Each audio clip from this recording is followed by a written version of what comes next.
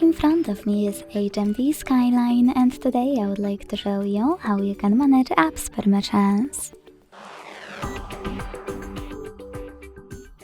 You need to begin by going into Settings and scrolling down to access Security and Privacy. Then scroll down to find Privacy section and finally hit Permission Manager. Now you can either pick one of those options, select an app that you wish to manage and tap on one of those options. Camera access for this app, allow only way using the app, ask every time or don't allow. To set up a perfect one and go back. Or you can select any feature, tap on an app that you wish to manage and select See All Permissions.